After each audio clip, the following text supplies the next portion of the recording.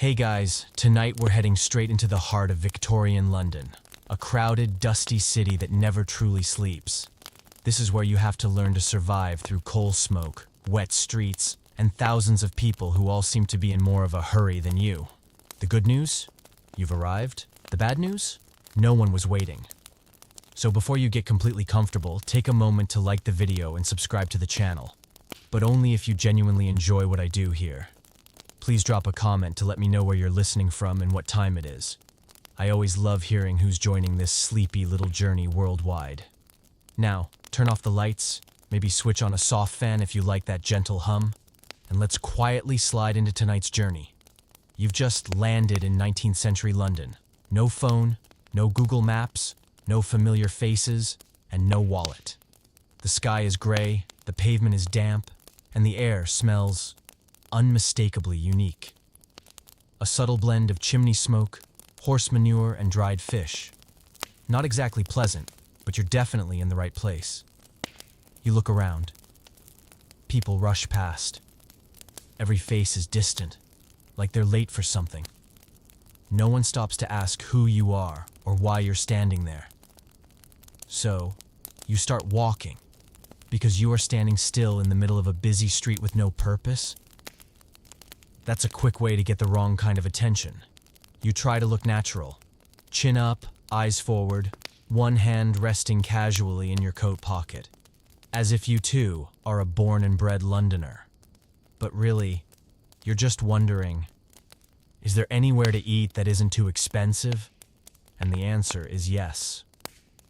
You spot a small street cart selling meat pies.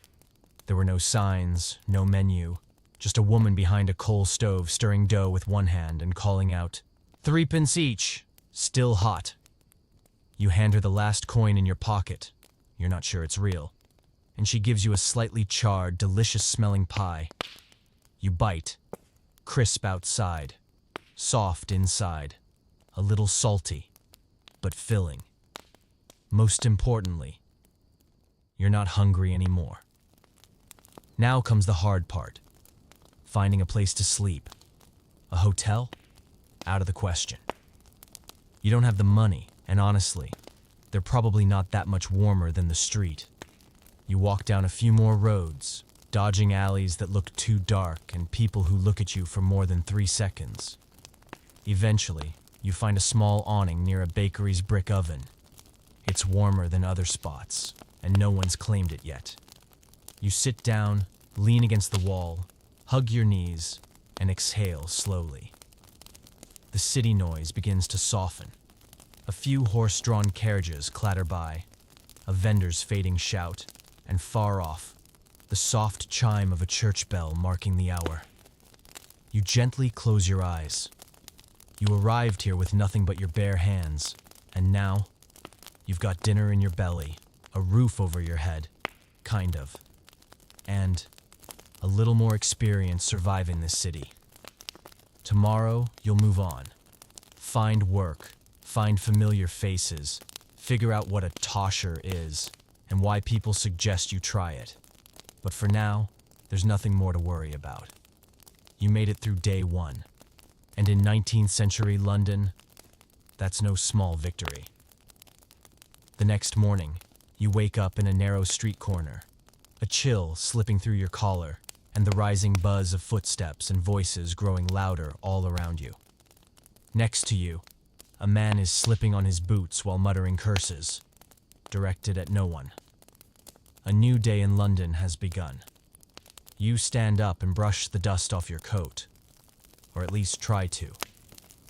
The dust has settled so thick it might as well be part of your wardrobe. First task of the day, breathe. Sounds simple, but in 19th century London, even breathing takes strategy. The air here has a distinct personality, a smoky tang from coal fires, the fresh morning scent of horse manure, a dampness rolling in from the Thames, and, if you're anywhere near a dye factory, the color you inhale depends on the fabric of the day. You take a deep breath and cough gently. Not fatal, not yet, but you make a note. Get away from the factories as soon as possible. On your way, You pass a few people selling something they call clean water, scooped from wooden barrels, 1 penny per cup. You eye the barrel, then the vendor. Suspicious. You decide to wait. If you're lucky, you'll find a tea shop instead, where water is boiled, leaves are added, and people call it tea. Here, tea is both survival and social camouflage. You turn into a narrow lane, where a fogged-up window with a crooked sign marks an old tea shop. You step inside. The space is warm. The scent of black tea floats in the air, and a few patrons chat with accents as crisp as dry biscuits. You order the cheapest tea, tuck yourself into a corner table, and cradle the porcelain cup like it holds your entire life. Sipping slowly, you observe an older woman knitting, a man reading a newspaper so prominent it hides his face, and a sleepy matchstick boy dozing off beside an untouched hunk of bread. You smile. There's something real here. Not glamorous, not polished, but warm. Tea done, you head back outside. The air isn't much easier to breathe, but you feel more awake. It's time to look for work. You ask around. The general response: do anything, just don't stand there. You notice a help wanted notice posted outside a bakery. Delivery help is needed. You must run and not fear the cold. That seems about right. You don't love the cold either, but it doesn't scare you anymore. You step in and are met by a woman with sharp eyes and a tired smile. A few quick questions follow. Do you know the streets? No, but I learn fast. She nods.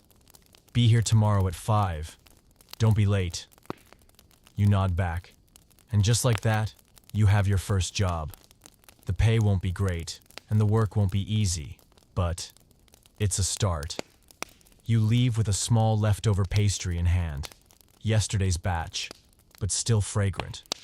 On your way back to your makeshift sleeping spot, you feel something unfamiliar beginning to take root. Hope. Yesterday, you had nothing. Today, you have tea, bread, and a job. Not a dream, but a small step towards survival. The next morning, you wake up to a sound that's unmistakably London. The clatter of iron wheels over cobblestones, someone arguing in a voice that sounds like they're chewing hot coals, and a vendor shouting, "Hot bread here." Though, judging by the smell, he's selling dried fish. You sit up, feeling a little sore.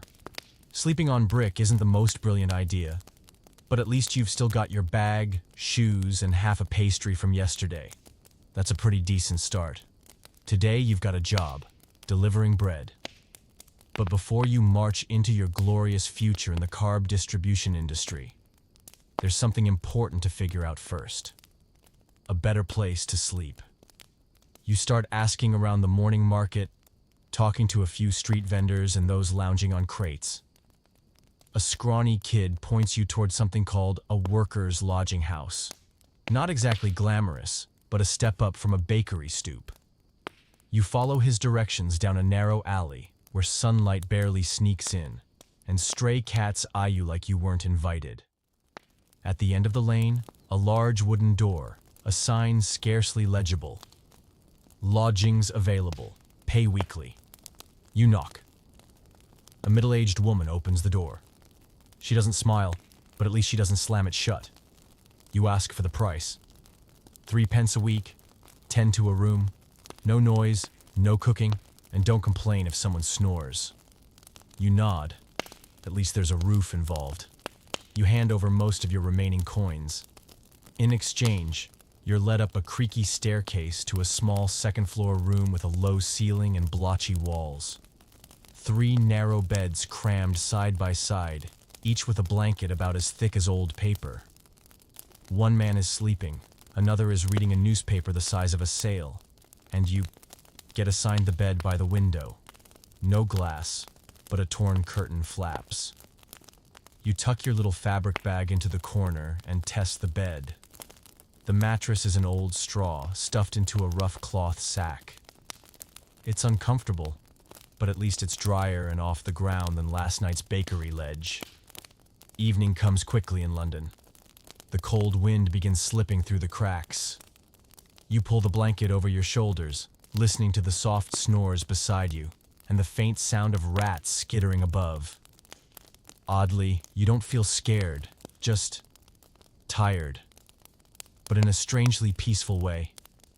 Here, privacy is a luxury.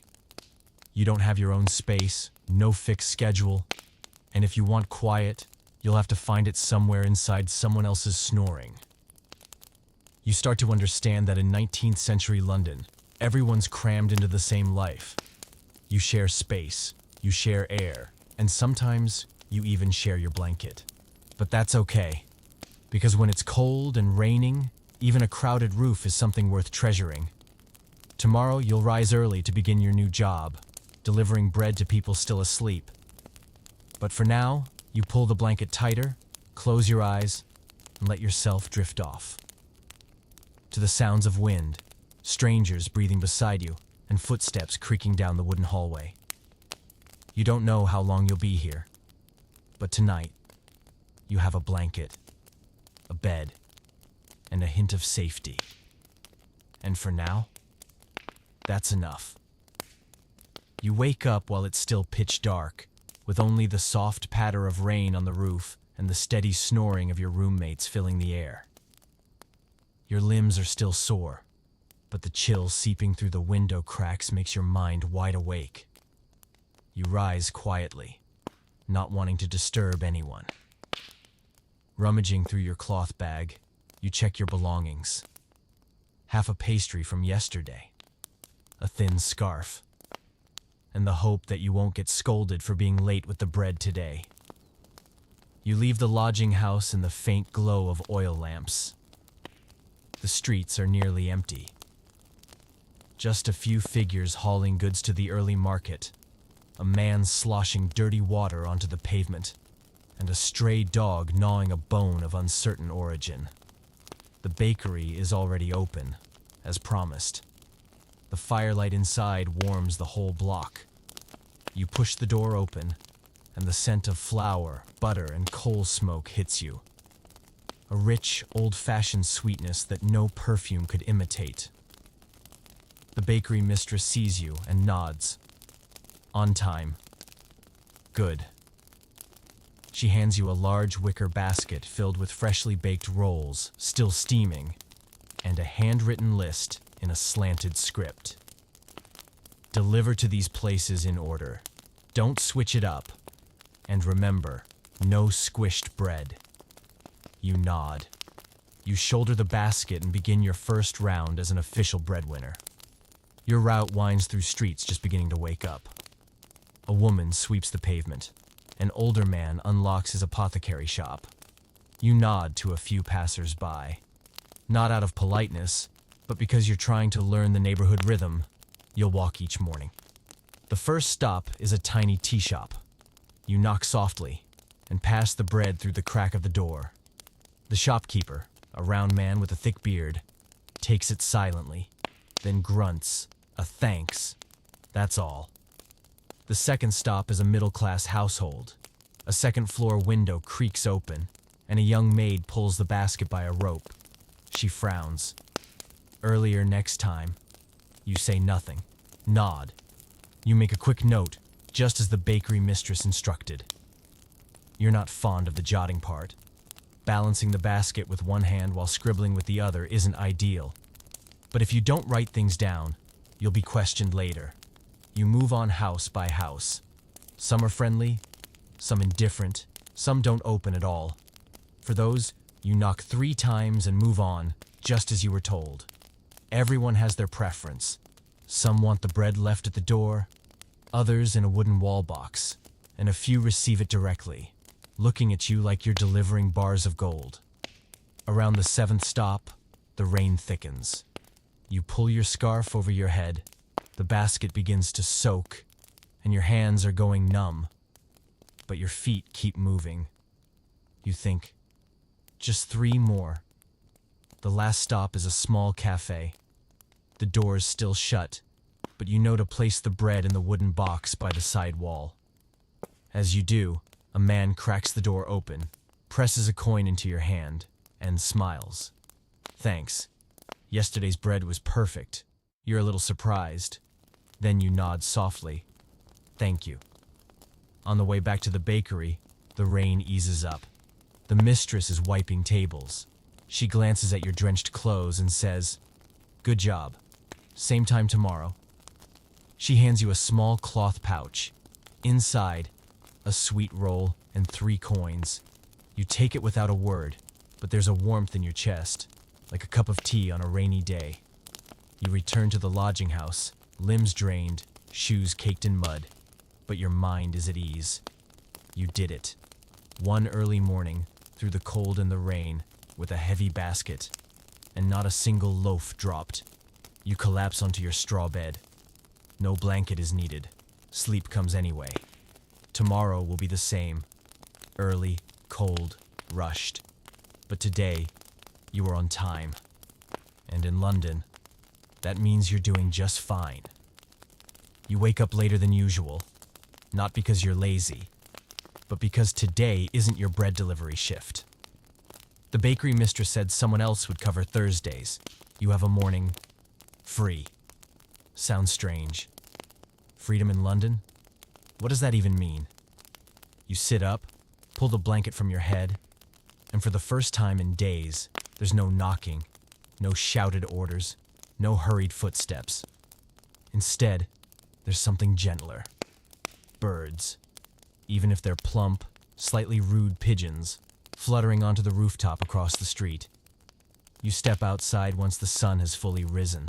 The morning air has lost its bite, and soft sunlight filtering through the mist makes the street seem less grim. You stroll, no basket, no list of addresses, just you and the sounds of the city. And truly, the sounds here are like nowhere else you've ever known. Street cries are the first thing that hit your ears. Not just one, but a full accidental chorus. Hot rolls here. Fresh onions, 3 bunches a penny. Read all about it. Chelsea burglary. You walk and smile. Every vendor has their rhythm, as if rehearsed in some morning orchestra. Some sing their lines, some shout them like commands, some raise an arm, and the crowd understands. On a street corner, an older man plays the accordion. His tune is slightly off-key, but it has a soul. The music stumbles but stays cheerful. A few children run around him, giggling, biscuit crumbs on their mouths and jam on their fingers.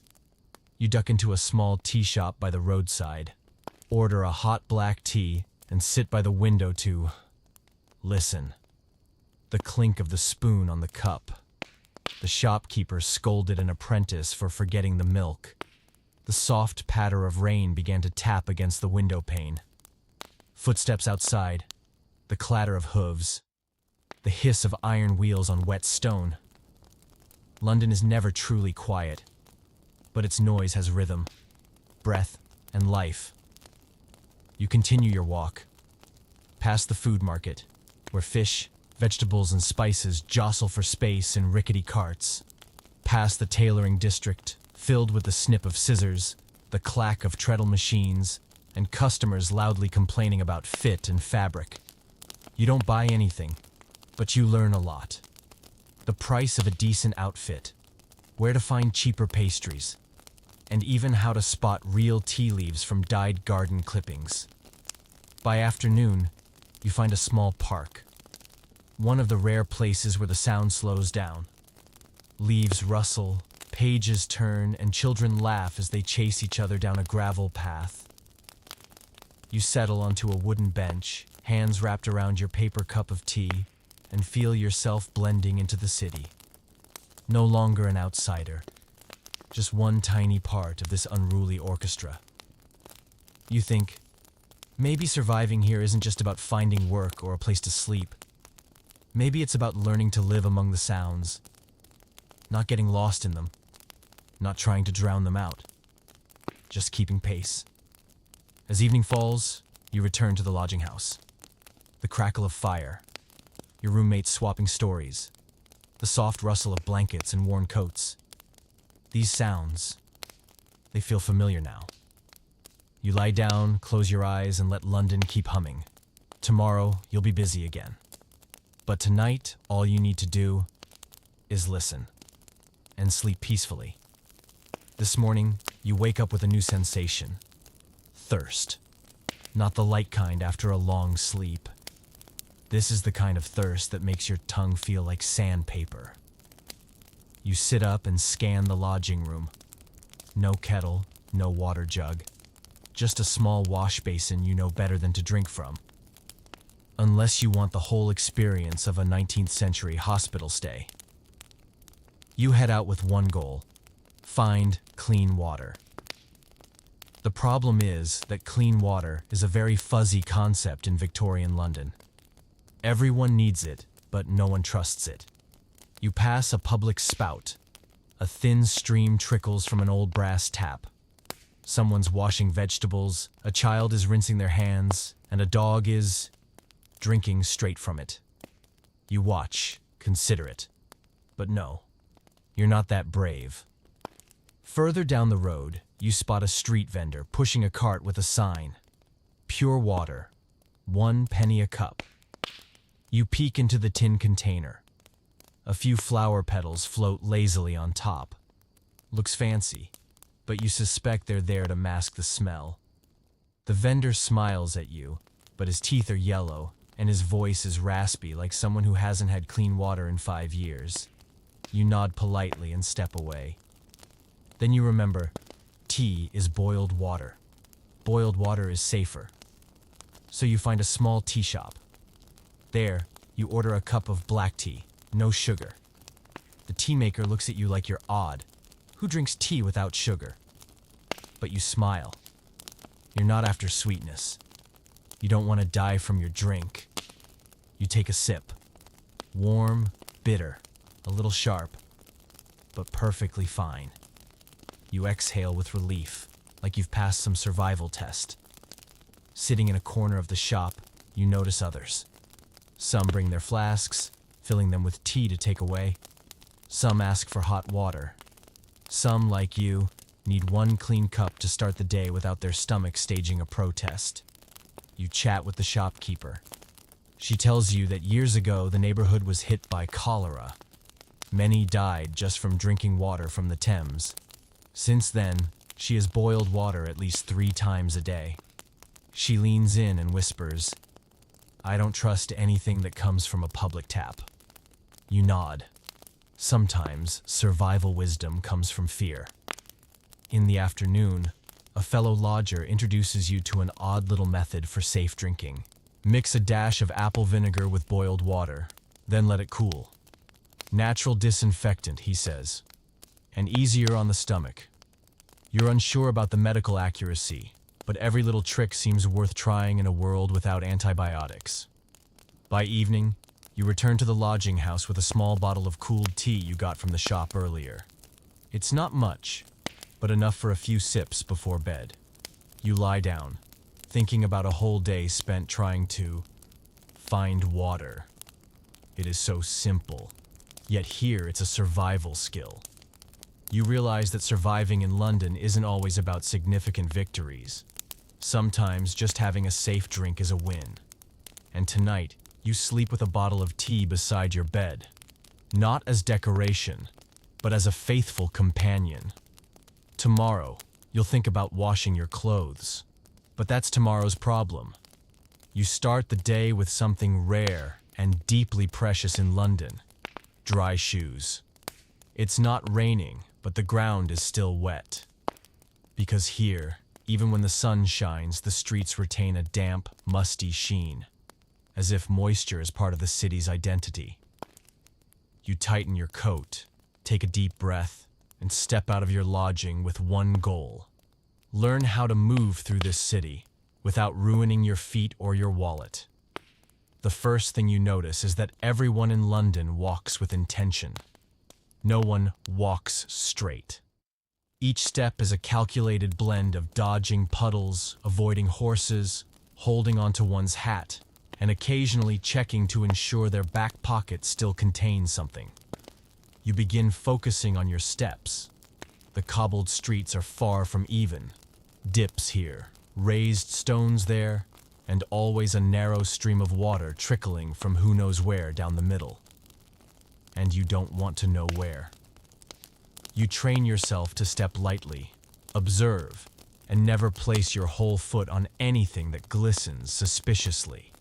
Your new motto becomes, if it's shiny, don't step on it. Then you discover a fresh hazard, horse-drawn carriages. They come fast, no horn, no warning, just the clatter of hooves and the screech of wheels on stone. If your reflexes are slow, you risk becoming a decorative smear on the street. You stop at a corner, watching how locals cross. They don't run. They make sharp eye contact with traffic, pick their moment, walk deliberately, and never look back. You try the same, and success, almost. As you reach the other side, a well-dressed gentleman brushes past you, muttering, "Pardon me," before disappearing like smoke. You touch your pocket, empty, fantastic. Your first London pickpocket experience.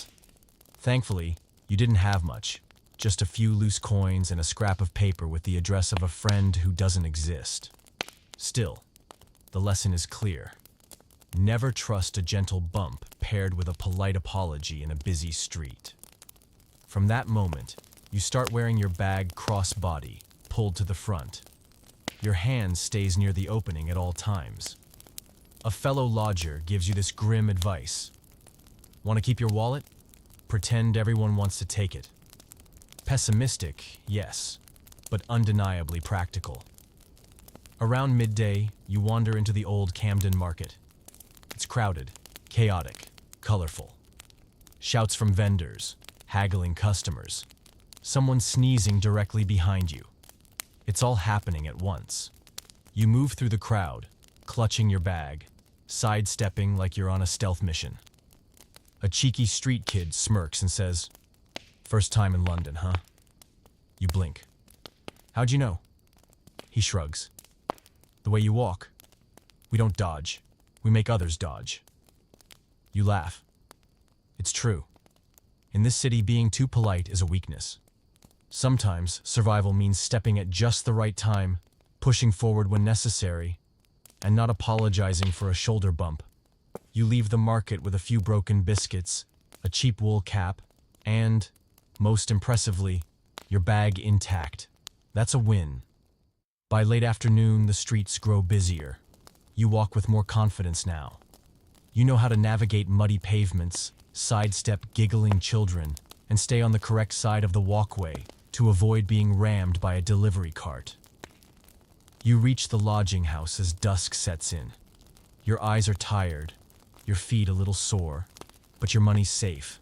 Your coat is clean, and you didn't step in anything that will haunt your dreams. That counts as a solid day. You lie back on your straw mattress and reflect. Don't look at the clouds while walking. There's no phone here, but the same rule applies.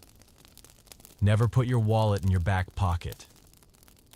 And if someone bumps into you and says sorry, check your pockets immediately.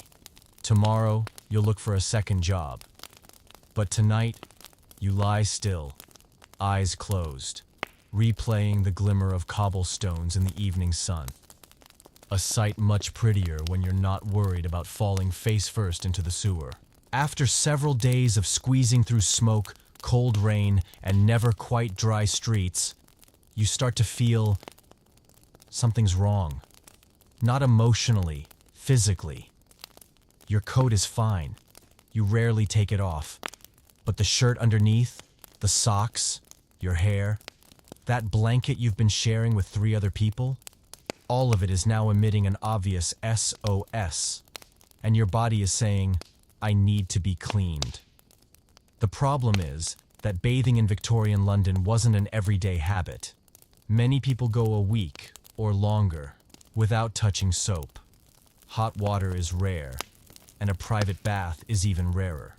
You start asking around the lodging house. A middle-aged woman shrugs. I just wipe down with a damp cloth every morning. That's plenty. A man laughs. Haven't bathed since last month. No one's complained. You nod politely and take a discreet step back. Eventually, someone points you toward a public bathhouse 3 streets away. 6 pence per visit. There's hot water if you get there early. You don't have other options. You walk there carrying a small bundle, a borrowed clean shirt, an old towel, and a bar of scented soap that cost you half your earnings from last week. The bathhouse is in a leaning brick building with a hand-painted sign and a faint smell of steam. Inside, it's not fancy, but it's warm. There are separate rooms for men and women and a small line of people waiting with towels, water buckets, and a glimmer of hope. When it's your turn, the attendant hands you a metal basin and nods toward a narrow stall at the back. You step in, close the door, and sit down. The room is big enough to fit one adult without turning too quickly. There's no gushing shower, just a bucket of hot water, warm, not scalding, and a small dipper. But to you, right now, it feels like paradise. You remove your clothes, pour water over yourself, and scrub. The soap's scent fills the space, not fancy or floral, just clean, real, honest. You take your time. With every rinse, you feel dust, smoke, and exhaustion melting away in little clouds of steam.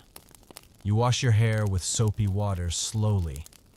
There's no conditioner, but your head already feels lighter.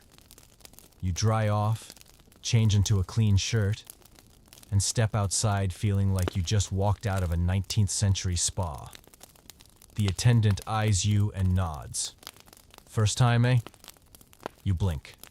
How'd you know? He grins. Only first-timers come out looking that happy after a week without a wash.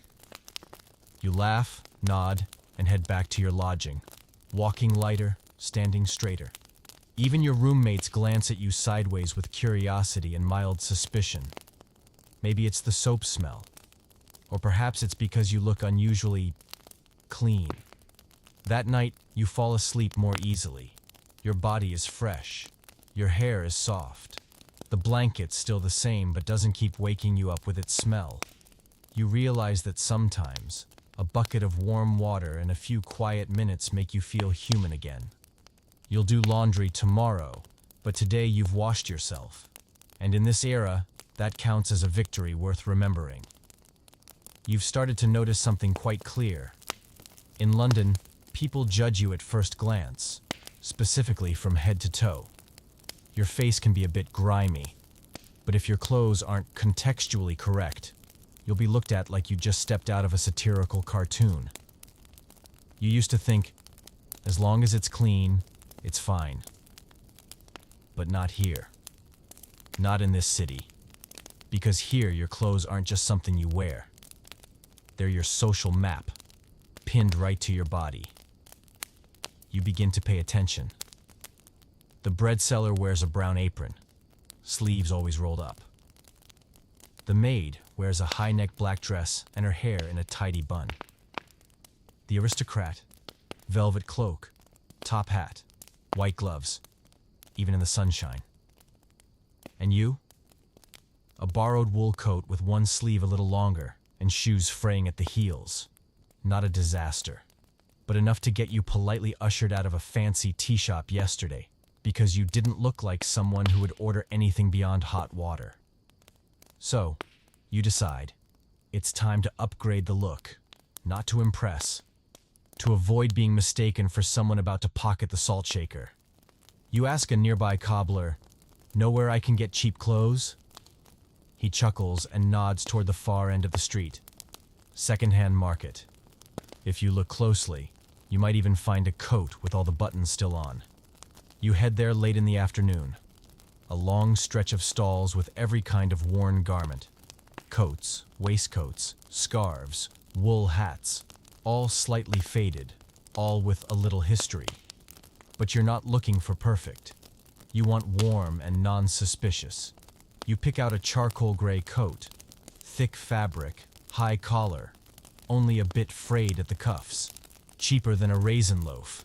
Add a worn felt hat, not too tall, just enough to cover your hair when it's not quite clean. Back at the lodging house that night, you try them on in front of the dusty mirror. And you're surprised. Not because you look like a gentleman, but because you no longer look like someone about to be asked, "Are you lost?" A major upgrade. The next morning, you head out in your new outfit. The difference is immediate. Shopkeepers smile when you ask prices, no longer giving you the side eye. An old lady walking her dog nods in greeting.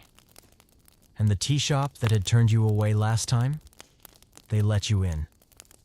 And even asked if you'd like a biscuit with your tea. All thanks to a coat that fits and a hat that sits straight. Of course, you're still wearing your old shoes. Those shoes carried you through your first days, through rainstorms, muddy sidewalks, and even one near slip into a rubbish cart.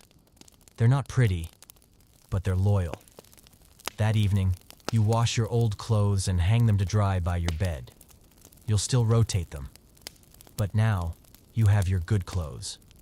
For days when you need to look like someone with a stable job, you don't need to dress fancy. You need to dress so that people listen before they judge. And in London, that's more than enough. Tomorrow, you'll go job hunting again.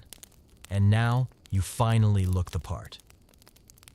You might even hear, "Do you know how to read?" instead of, "What are you doing here?" But tonight, you curl up in your old coat and smile because your new hat helped you buy tea without anyone watching your every move. After a week in London, you've picked up several survival skills. Walking without slipping, sipping tea without scalding your throat, and bathing without freezing your limbs. But today, you face a different kind of challenge. Social decoding.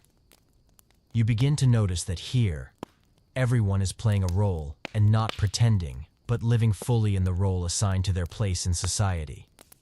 And if you step out of your class, you'll feel it instantly. This morning, you decide to stop by a bookshop. It looks quiet, with a sign saying, "Feel free to browse." And you think, well, I've got my new coat on, I look decent enough. No harm in browsing. You push open the door. A soft bell chimes. Inside, warm yellow light, the smell of old paper, and the gentle rustle of pages. The shopkeeper glances up, polite at first, until his eyes drop to your scuffed shoes. Then something shifts. Not hostility, just a subtle withdrawal. You smile and ask, "Do you have anything easy to read?" He nods and gestures toward a low shelf against the wall. "That section is for beginners." You say nothing. You walk over, pick up a thin book, read a few lines, and close it. Not because it's bad, but because you realize you've just been categorized without a word exchanged. You leave the shop quietly, and it dawns on you. Class isn't just about money in London. It's in the eyes, the voice, the pace of your walk, and the places you dare to enter. You ask your roommate Billy about it, quick-witted, talkative, and fluent in the city's social script. "How can you tell someone's class here?" Billy grins. "Easy. Collar height. Higher means higher class. The slower they speak, the fancier they are. And the fewer people they bump into while walking, rich." You laugh, but you know he's right. Billy teaches you a few basics. Don't step into a place with velvet curtains unless your wallet has some padding. If someone calls you sir or madam, respond politely, but don't try to act posh. Don't laugh too loud around top hats. They don't like joy when they don't authorize it. That afternoon, you wander through a bustling market street, where the wealthy pick out fabrics and the poor count pennies for onions. And there, the lines between classes are sharp, invisible but unmistakable. Servants queue on behalf of their masters. Sellers look directly at people with gloves but only glance at you like you're window shopping life. A paperboy is shooed away by a guard for getting too close to a lady's carriage. You hover in between. Not the poorest, not the richest. And you realize you need to learn not to stand out, not in the wrong way. So you start practicing a neutral interface. Speak loud enough to be heard, never loud enough to be noticed. Smile gently, neither too casual nor too smug. And when unsure of someone's class, be polite, as if they might be your employer. That night, you share your observations at the lodging house. Everyone laughs. An older woman says, "Everyone's playing a role here. The trick is knowing which one's yours. Don't forget your script." You nod. Not because you enjoy the hierarchy, but knowing where you stand keeps you from slipping, in both the literal and social sense. Tomorrow you'll try applying for a job at a printing workshop where no one asks which school you went to, only if you can read, stack paper, and stay quiet while the press runs. But tonight, as you lie in bed, you think about how that bookseller looked at your shoes and whisper to yourself, "I'll get a new pair. But first, I have to make it through." This morning, you looked into your wallet and found only a few loose coins and a mystery button that must have fallen in from somewhere. It was a wallet, just a drawstring cloth pouch, but it was doing a fine job making you anxious. You understood now. It was time to find a job. A real one. It's not a week-long gig delivering bread, but something that could help you last through the oncoming winter. You started the day in the usual way. Cheap tea, a bite of dry bread from yesterday, and then a walk around the neighborhood with a single goal. If someone needs a worker, I'm here.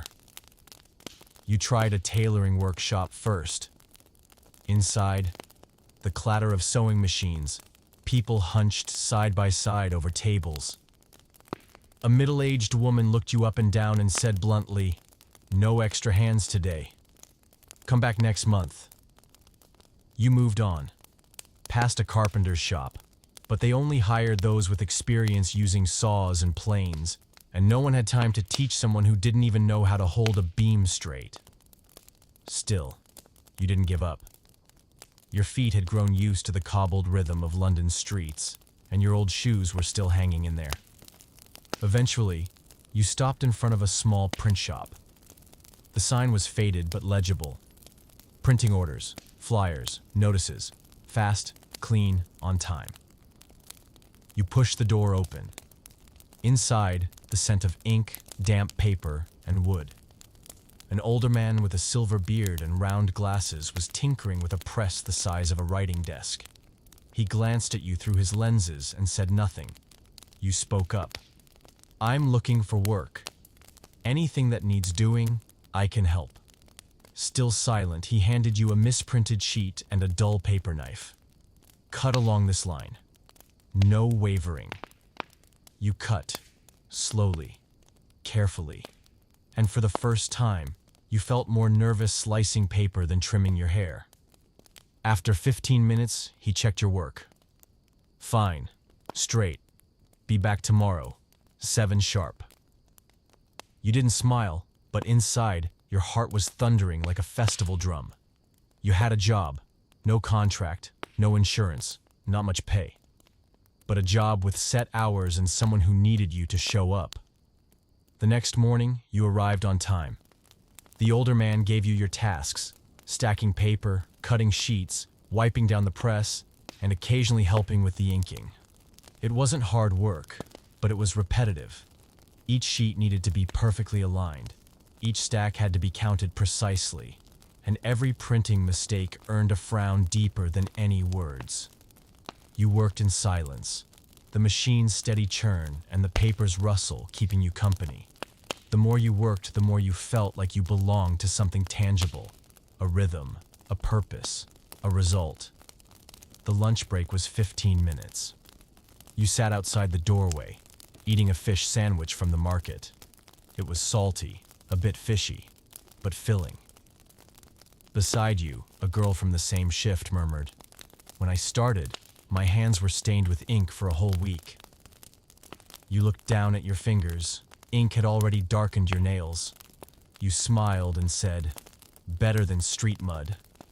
By the end of the day, you received your pay, a small cloth pouch with a few coins inside, enough for dinner, tea, and a bit to save. You walked back to the lodging house, tired. Your hands ached a little. Your eyes were dry, but your mind was calm.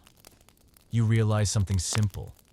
Having somewhere to go each day is its kind of happiness.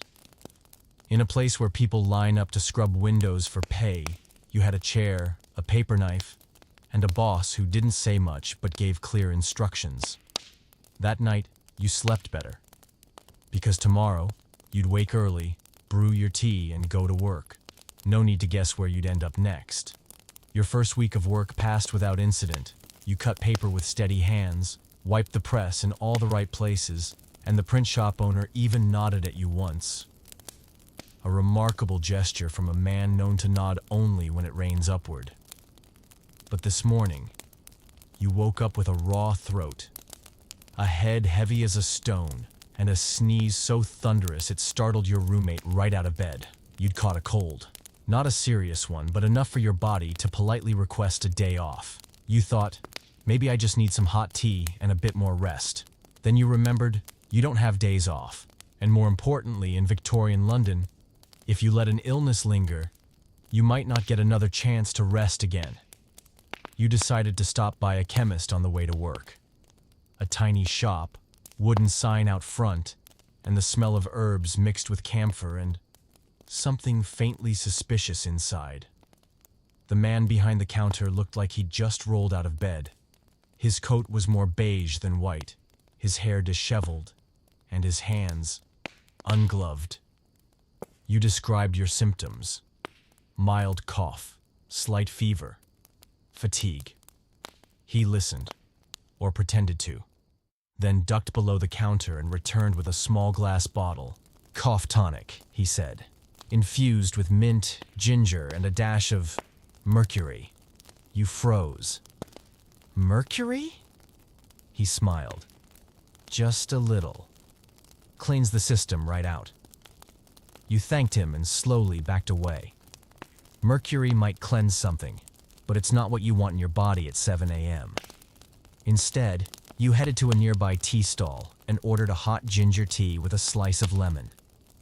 The vendor, a spry older woman, looked at you closely. Got a cold? Ginger's good. But tonight, wrap your feet in warm vinegar cloths and don't sleep near the window. You thanked her. The advice sounded odd, but at least it didn't involve heavy metals. While sipping your tea, you remembered stories from your lodging house. One man had a mild fever, went to a doctor, and ended up being bled to reduce heat in the blood.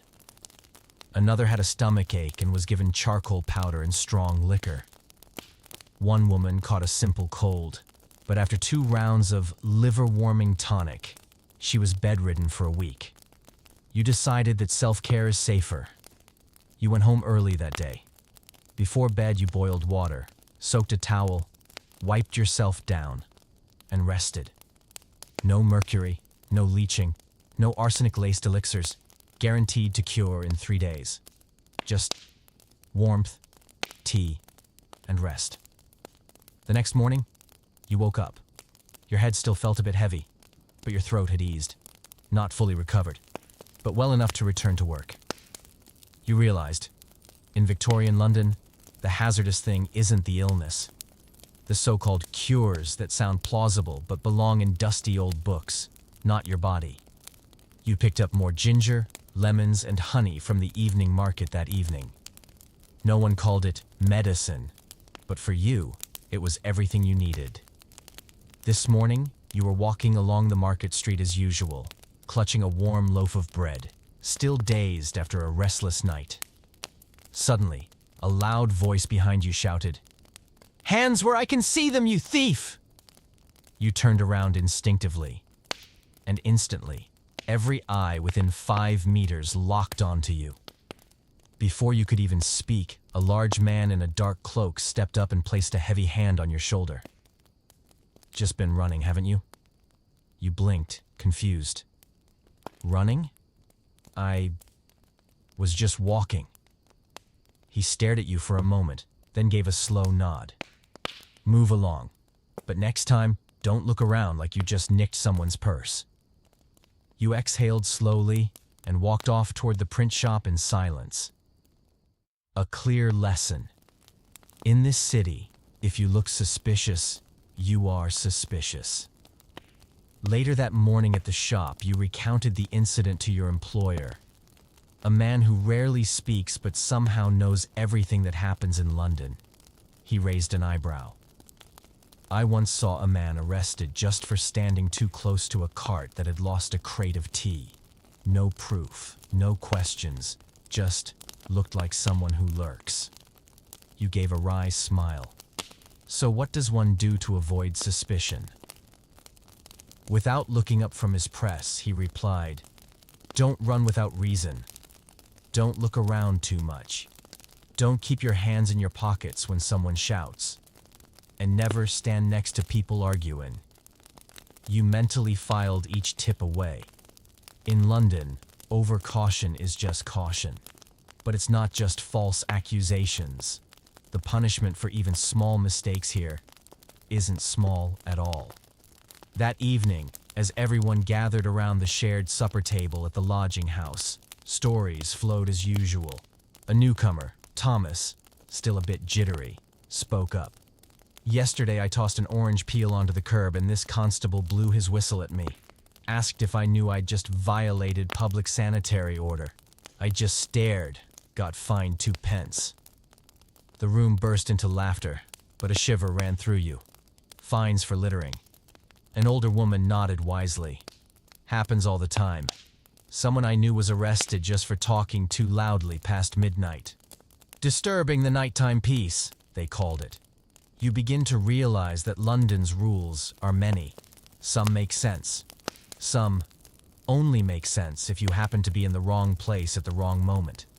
Most importantly, no one teaches you these rules. You either already know, or you learn by getting caught. A bunkmate summed it up. Walk in the street, not on the road. Don't cut in line, even if you're just asking. If you see a crowd forming, take the long way around, no matter how curious you are." You nodded. Another survival skill quietly added to your growing list. That night, before bed, you reflected. You've learned how to walk without slipping, eat without getting sick, sleep without getting robbed, and now exist without getting arrested. Nothing dramatic. But in a city this loud, crowded, and rule-bound, knowing how to remain invisible at the right moment is its art. Tomorrow you'll go back to work like usual. But now, you'll walk with your gaze steady, your hands visible, and if someone yells, you'll freeze, look down at your feet, and not move a muscle. That's called London survival skills. After several weeks of cutting paper, stacking pages, wiping down machines, and eating lunch made of dry salted fish sandwiches, your print shop boss finally started looking at you with something new. Trust. Not the kind of trust that means, let's make you a manager, but the kind that says, this one works hard, doesn't break things, and knows when to shut up. One day, he handed you a stack of large sheets, a fountain pen, and a bottle of black ink. Copy out these order forms neatly. Clear handwriting, no spelling mistakes. You glanced at the sample. It wasn't too complicated. Customer names, addresses, number of flyers to print, font preferences. Each form was 80% identical. Just the names and quantities changed. But he wanted clear, neat, tidy, no ink smudges. And just like that, you officially became a copyist. It sounds boring, and, well, it is a little boring. But you quickly noticed a few unexpected joys. First, there's the sound of the fountain pen gliding across the paper.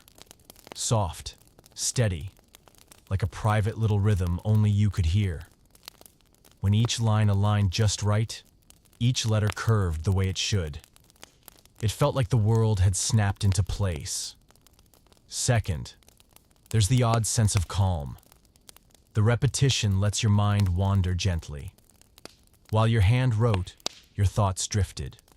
To lunch, to the second-hand shoes you'd been eyeing, to the tea seller lady who told stories from the old country. Third, there's the quiet pride of stacking your finished sheets.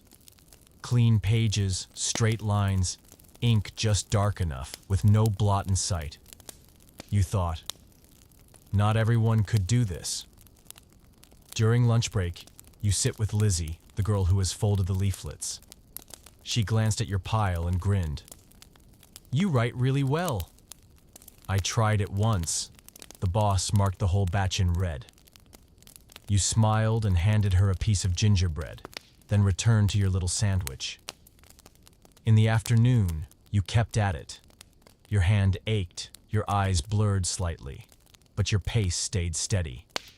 All you had to do was sit up straight, relax your neck, and dip your pen every hour, or maybe every minute. Sometimes you thought, nothing is exciting about this job, but then you'd realize, it doesn't have to be exciting. It just has to be steady. And in this city, a job that's repetitive, safe, indoors, and has nothing to do with horses or horse manure, that's a treasure. Back at the boarding house, your fingers were stained with ink, but your mood was light. You washed your shirt, rinsed your face, and then sat by the small window, which you'd cleaned yesterday, watching people pass by. Someone carried crates. Someone shouted names from a second-floor window. Someone crouched under a lamp fixing shoes. And you just had a workday like thousands of others. Ordinary, repetitive, but free of chaos. Most importantly, you could now pay for your tea and bread, and even set a bit aside, for new socks maybe. You smiled to yourself. Tomorrow, you'd probably be copying again. The boss may hand you something new, but whatever it was, you knew one thing for sure. You weren't stuck anymore. You were standing solid. After a few weeks of surviving in London, you've realized something interesting. Working hard is one thing, but knowing how to talk honestly decides whether you get to stay at the tea table or get quietly shown the door. Everyone in the city is busy and wary, and you are sized up from the first word out of your mouth. You first noticed it on a quiet Saturday morning, sitting at your usual tea shop, trying to start a conversation with a young man in a waistcoat, reading the newspaper at the following table. You smiled and pointed at the headline. Strange thing about the mayor getting hit by a flying shoe, isn't it? He folded the paper, looked you over, lingering a little too long on your slightly scuffed shoes, then gave a short nod. He said and turned away. Conversation over, before it had even begun. You wondered, were you too loud? Did you smile too much? Or maybe it was just that your coat lacked enough buttons. Back at the boarding house, you asked Billy, your quick-witted roommate who could charm everyone from the baker to the landlady. Billy didn't even hesitate. Londoners don't mind talking. They just need a reason to talk. You frowned. What kind of reason? He explained. Things like waiting for the same carriage, getting caught in the same rain, or dropping your bread at the same time. That's when conversation flows. But interrupt someone mid-newspaper? Yeah, no one wants that. You nodded. In this city, the conversation wasn't about being friendly. It was about timing, tone, and keeping just the proper distance. You began to observe more carefully. At the print shop, you noticed Lizzie, the girl who folded flyers, always greeted everyone with the exact phrase, "Was the street blocked again this morning?" It didn't demand a long reply, but it always got a reaction. Because everyone had been blocked by something, and everyone enjoyed a little complaining. You gave it a try. The next day, you walked into the tea shop and saw the owner wiping down the counter. You said, "Smells stronger than usual in here today." She gave a soft smile. New leaves. Someone's paying attention. And just like that, you were offered a second steeping of your tea, free of charge. You began to learn how to open conversations with things everyone noticed, but few bothered to say aloud. And especially, you avoided talking about yourself unless invited. In London, modesty wasn't politeness.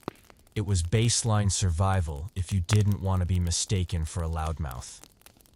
You also picked up ways to decline things politely without offending anyone.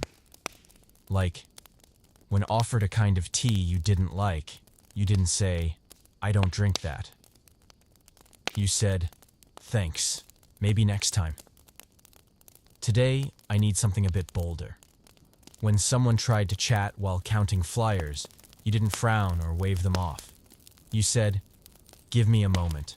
I'm counting paper and can't afford a mistake." Just a few words like that, and you'd avoid misunderstandings, keep everyone's respect, and sometimes get a slice of ginger cake out. That night, back in your room, you sat repairing a loose button on your coat and thought, in this city, being good at your job is one thing, but being good with words, that's how you stay part of the city, not just in it. You didn't need to speak much, no need to be witty or sharp. Just know when to stay quiet, when to ask a simple question, and when to smile and nod. Tomorrow, you'll try visiting that old bookshop again, the one that once turned you away for looking too shabby. But this time, your coat is intact, and you've already prepared your opening line. I'm looking for something printed before the year of the great drought. Who could resist answering a question that's both polite and playful? You wake up to what seems like a perfect morning. Gentle sunlight, no wind, no rain. The window at the boarding house is cracked open, and birds chirp somewhere far off. Or at least there's no shouting in the street. A fine day for work, errands, and laundry. You confidently put on your cleanest shirt, washed just 2 days ago. Lace up your shoes, tip your hat, and leave the scarf behind. Weather like this, won't need it, you think. Mistake number 1. 10 minutes into your walk, the sky shifts from calm blue to the color of weak porridge. Then, fat raindrops fall as if the sky just remembered it forgot to wash its cloud shirts. You rush under the nearest shop, awning with 5 other equally soaked people. An older man glances up and shakes his head. That's London for you. Never promises anything. You look down at your shoes, soaked. Socks feel like bricks. Shirt clinging to your back. The hat bent sideways. And you think, I should have listened to Billy. Billy once told you. There's no such thing as a nice day in London. Only a temporarily cooperative moment. Lasts about half an hour. From that day on, you learn your first weather rule. Always carry a backup layer. No matter how sunny, breezy, or full of hope the sky looks, you invest in a cheap wool scarf from the second-hand market. Not pretty, but quick drying and can wrap twice around. You also get a thick old overcoat that your landlady calls the all-purpose cloak, suitable for rain, cold, and wind, and hiding bread in your pockets. Second lesson, laundry must be timed, with the clouds. Once, you washed a complete line of shirts and hung them on the back line. The sun was up, and so was your mood. 2 hours later, rain came sideways like someone tipping buckets off a roof. The result, your shirts were wetter than before, and now smelled of damp history. You hung shirts around your bed, near the shared fireplace, monitoring them like a one-person drying patrol. A roommate walked in, sniffed the air, and joked, "Looks like a breathing wardrobe in here." From then on, you only do laundry when you know you'll be home all day, and ready to flip shirts 3 times in one afternoon. Third and most important lesson, the weather affects everything, from mood to health to the price of bread.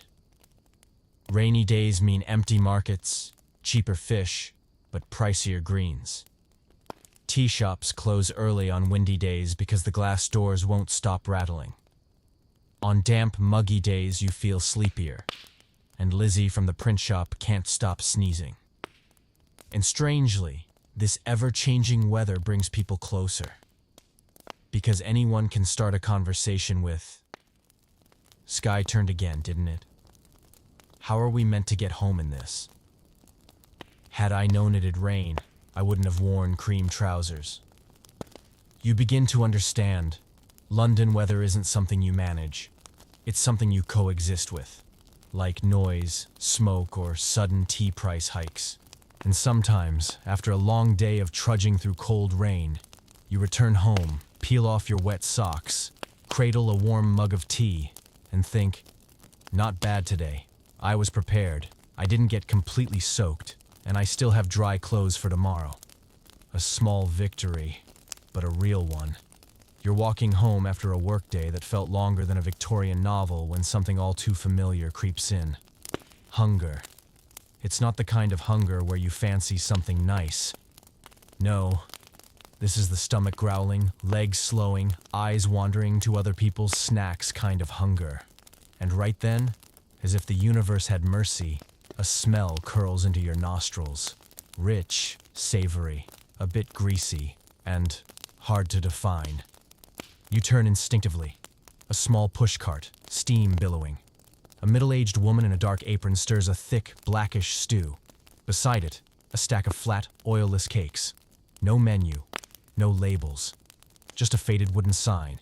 1 penny. Warm your belly. No questions. You step forward. Your stomach doesn't wait for permission. "What's in it, ma'am?" She gestures to the pot, smiling with a mostly toothless grin. "Meat stew. Bit of potato, bit of beans.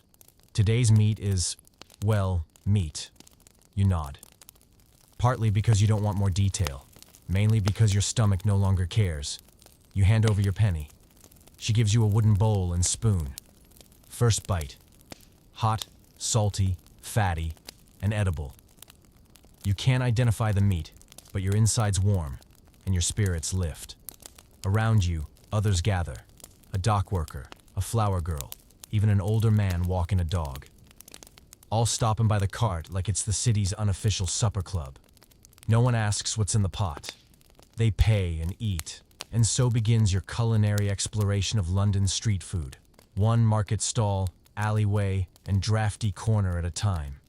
Each with its own delicacy, each with its mystery. One day, you try a meat-filled hand pie near the print shop. Warm, flaky, flavorful. Until a little match, the girl whispers, "They say those might be eel," or "not eel." You sip ginger tea after that one, just in case. Another time, you try bean porridge sold near Westminster Bridge. Served in a clay cup, piping hot and incredibly cheap. When you ask why, the vendor shrugs. "It's my great-grandmother's recipe. She lived to 96 and never paid more than a farthing for soup." You note the spot, not for the taste, but because your stomach didn't rebel afterward. Over time, you learn some basic rules of Victorian street dining. 1. Never eat from a pot you can't see into. If it's always covered, be suspicious. 2. Smells too fragrant. It could be strong spices hiding older sins. 3. Carts with lines are always the safest. Crowds are nature's food critics. You gradually form your own go-to vendor list. Honey fritters at Spitalfield's corner. Cheap, crispy, sticky, and sin-free. Oat porridge by the riverside in the morning is basic, filling, and honest. Toasted bread with dripping and chopped onions sounds odd, but it tastes addictive. Tonight, you return to your boarding house full, with your coat faintly smelling of street cart smoke and fingers sticky from leftover honey. You wash up with soapy water, change clothes, then sit by the small window. London at night is still loud and cold, but it's easier to bear with something warm inside you, even if you don't know exactly what it is. You no longer fear rickety food carts. You sniff carefully, look closely, and eat quickly, before your brain asks too many questions. In this city, Sometimes survival is just about knowing which wrong-looking thing is right. Enough. You're sitting in the print shop on a damp afternoon, hands steadily copying down another order form, when suddenly your boss walks over and hands you a thick envelope. Stiff paper, red seal, no return name. Didn't say who it's from. Just wrote, "For the young man working at the print shop on Rose Street." So I reckon it's you. You take it, puzzled. Who even knows where you work? Who sends letters instead of showing up in person? Then you remember. This is London in 1854. Sending a letter means, I respect you. Or at least, I don't feel like walking 5 blocks. You break the seal and immediately recognize the slanted handwriting of Billy, your old roommate who recently took a job waiting tables across town. He writes about his new life, leftover desserts, almost getting fired for dropping a spoon into the boot of a gloved gentleman, and a dog who won't stop following him home. At the end he writes, "If you've got time, write back. Send it to the pub I work at. Just hand it to the boss. He'll get it to me." You fold the letter carefully, and for the first time in weeks, you feel something unexpected. A thread, however thin, connecting you to a world outside your usual streets and routines. So that night, by the drafty window of your boarding house, you sit down with a spare sheet of paper from the shop and your old fountain pen, and you write. You tell him about the foods you've tried, the ink stains still on your fingers, the way the print shop boss nodded twice in 1 week. A miracle. You tell him about discovering an eel pie that didn't give you food poisoning. Once finished, you fold the paper, slide it into an envelope, and freeze. A stamp. You need a stamp. The next morning you stop by the post office where no one says more than 3 words and everyone behind you always seems angry. You buy a 1-penny stamp and watch as the clerk, mid-sip of his tea, inspects your envelope before slapping the stamp on himself. Nice handwriting. But next time, include the district. We've got 3 pubs with that name in London. You nod like a student being corrected in class and step away from the counter as if you've just passed an exam. Walking out, you feel oddly proud, light, nervous. You don't know when Billy will get the letter. Maybe 3 days, perhaps a week, maybe never. But you've sent it. And in this era, that's not just communication. It's confirmation that you exist and matter to someone. From then on, you start noticing how others keep in touch. Lizzie, the flyer folder at the shop, gets regular letters from her sister in Manchester. Each one is fuel for an hour of joyful gossip during breaks. The print shop receives formal orders via sealed envelopes. No smudges, no shortcuts, treated like royal decrees. A mystery man delivers handwritten notes to a girl who always reads on the staircase at your boarding house. No one knows him, but his letters are always read slowly, like poetry. You start writing more yourself, not always to send, sometimes to sort your thoughts, to remember. Remember that you still have ties in a city of millions, no matter how fragile. That evening, you write a new letter. This time to yourself, to be read in a month. And you realize something accurate but straightforward. Letters aren't fast, but they make you slow down, live deliberately, and leave a real mark in a world where hardly anyone looks closely anymore. One Saturday afternoon, after the print shop closed early thanks to a jammed press, which was your fault, but the boss hadn't noticed yet, you wandered toward the South Market, enjoying a rare moment of freedom. Then came the sound, an odd rhythmic clatter like waves slapping a dock. Not the usual market noise, genuine, hearty laughter. You turned down a narrow alley and found a crowd gathered around a wooden cart-turned stage. Standing atop it was a man in a bright red coat and tall hat, wielding 2 wooden puppets, one a policeman, the other a housewife. and making them argue at the top of their puppet lungs. His voice was high-pitched and constantly shifting, shouting in that unmistakable puppet squawk without a cough. Children shrieked with laughter. Adults smirked. And you? You froze in place, just in time to see the puppet policeman kick over the wife's porridge pot. Welcome to Punch and Judy, London's beloved, chaotic, centuries-old puppet comedy. No plot, no moral, just non-stop bickering, slapping, chasing, and that signature screech. Oi! Hear it once, and it's tattooed on your soul. You laughed until your stomach hurt, then dropped a coin into the battered cap at the puppeteer's feet. Further down the lane, you stumbled on a trio of street musicians, fiddle, wooden flute, and a makeshift drum. None wore fine clothes, but their music hushed the whole street. An elderly couple stopped hand in hand. A little girl spun in circles to the rhythm. You leaned against a lamppost, tapping your foot like you'd known the tune forever. Victorian London had no TV, no radio, no TikTok or YouTube. But it had something else. Surprises right there in the street. On holidays, you'd see stilt walkers wobbling past shops, twirling umbrellas, pots on their heads, yelling, "Who wants to see me fall flat on my face?" No one wanted him to fall, but everyone stopped. Everyone laughed, and everyone clapped when he spun 3 times and didn't topple. You still remember when you dared to try a penny theater, 2-penny entry. There are no fancy seats, just long wooden benches, dim lights, a faint whiff of chalky wall paint. But when the tattered curtain was drawn and a silent clown walked into an invisible wall with absolute conviction, the room held its breath.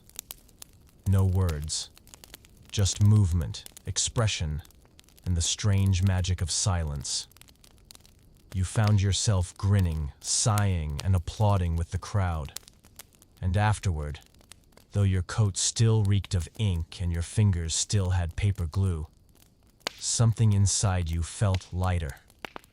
From that week on, you set aside 1 coin weekly for weekend amusement. Not because you had time to spare, but because laughter was the only reliable way to remind yourself you're still human in this gray, smoky city. That evening, you told everyone at the boarding house about the puppet show. An older man smiled and said, "Punch and Judy, eh? I've been watching that since I was a tot. Still fighting, are they?" You nodded. Still fighting. Still hilarious.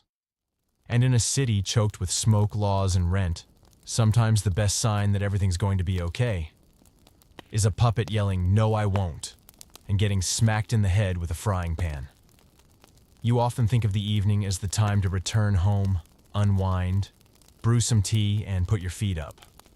And that's true, if you live in a quiet place with steady lighting and neighbors who value silence. But this is London. Victorian London. You leave the print shop around 7 as the sky has turned to a heavy, leaden gray, and the only light comes from oil lamps hung along the street. Not the blazing electric glow of the modern world, just a soft, flickering amber, as if the flames themselves were unsure whether to keep burning. You pull your coat tighter at the collar because London nights are always colder than they should be, even if the day is warm. The streets aren't busy, but they're not empty either. You see silhouettes drifting past with lowered heads, walking faster than they would in daylight. No one stops to admire shop windows. No one laughs loudly. Everything feels like it's whispering. You walk briskly, eyes down, just like the locals taught you. Not out of fear, but because nighttime is when the city doesn't like to be stared at directly. You pass a man selling roasted potatoes from a small cart in one corner. A tiny stove glows under the pot, flickering gently, and the warm, earthy scent drifts into the cold air. You buy one, hot, faintly sweet, and the only thing that's truly warmed your hands all day. You eat as you walk. Through candlelit windows, You catch glimpses of modest dinners, hushed conversation, and sometimes the distant notes of a piano drifting through the fogged-up glass. You pass the old boarding house where an old friend used to live, once shared by 4 people, now down to 2. One had to leave after failing to pay rent. The other often sits by the door, knitting quietly, softly singing old folk songs. You nod politely. She answers with a small smile and the steady rhythm of her needles. London at night isn't silent, but its sounds are different than by day. No more street vendors shouting, no more wheels grinding on cobblestone. Just the creak of closing wooden doors, a cat yowling from a rooftop, someone rummaging through old crates under a flickering lamp. You pass a small pub, noisy inside, but its laughter and light never spill past the doorway. You don't go in. Just stand for a moment, then move along. You know well, that's not a place for someone trying to sleep early. Turning into the narrow alley leading to your boarding house, the darkness thickens, maybe because no lamps or oar are speaking. One is the soft, steady sound of your boots echoing off stone. Strangely, you don't feel afraid. You feel slower, like time is stretching. As every sound matters more, you feel the cold sneaking into your sleeves. And if you stopped for a moment, you believe you could hear the city's heartbeat. You climb the creaky wooden stairs at home, careful not to make a sound. Your room is dark, lit only by the oil lamp you light by hand. You pour warm water, rest your feet on the wooden stool, and let the roasted potato scent drift into your sleeves. You think daytime is for living. But nighttime? It's for remembering that you're still alive, and not alone. Tomorrow will be noisy again. Printing paper, ink stains, order forms, ginger tea, hot bread. But all you need is silence, wind, and just enough golden light to see your own hands tonight. You used to think the city was full only of busy people. People rushing, people working, people selling, people surviving. But the more you walked and looked closely, the more you noticed another group. People who weren't going anywhere, but weren't standing still. One early morning, still half asleep and gnawing on a piece of bread as hard as a brick, you saw an older man standing at the street corner between 2 closed shops. His eyes were shut, his hand held a stack of paper, and his mouth was reciting poetry. That's right, poetry. No audience, no applause. He and his verses were repeating like a song no one had ordered. You stopped, curious. The poem was about a wild rose growing by a backyard dump, a sparrow, and a burnt biscuit. You didn't fully understand it, but his deep, steady voice gave you a strange sense of warmth. When he paused, you slipped a coin into his hand.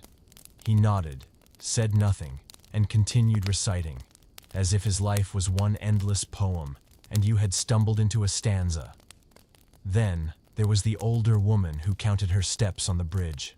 Every evening, as you crossed the stone bridge near the print shop, you saw her. A gray dress, deep red scarf, and small cloth bag clutched in her hands, strolling and counting aloud. 1, 2, 3, 7, 11. 1, 2, 3, 7. Not correct counting. It's just her rhythm. You once walked alongside her. When you asked, "Where are you going?" she smiled and said, "I'm walking towards somewhere I don't know, but I count so I don't get lost." A reply both perfectly sensible and entirely meaningless.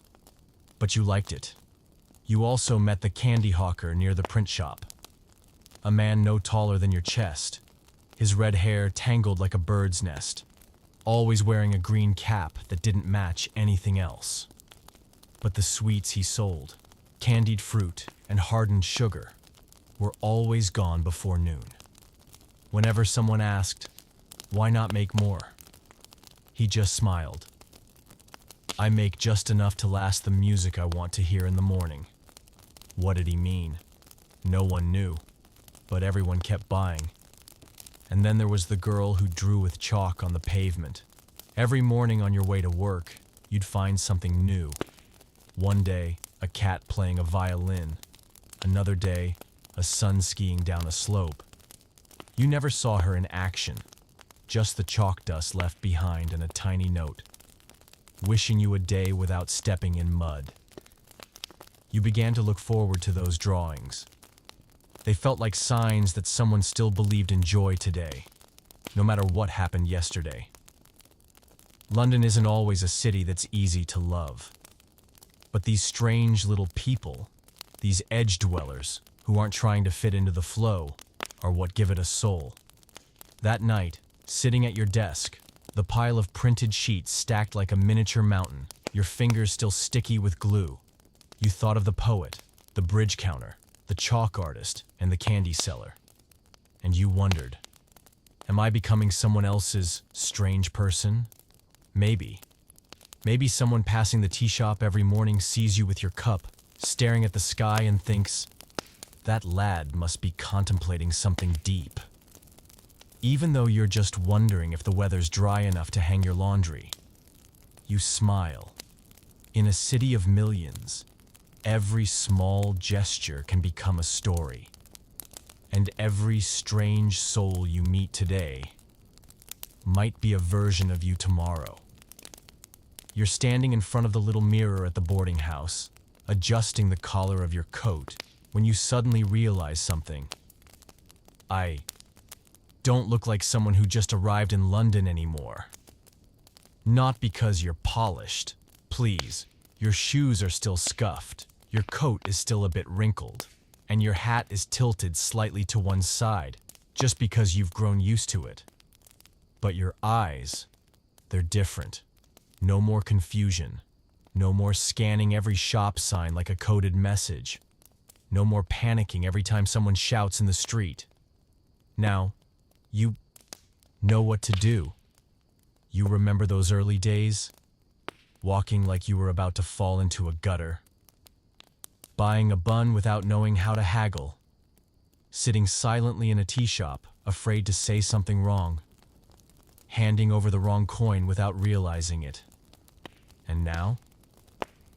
You know which pavement stones are slippery and which alleys sell the best bread without shouting.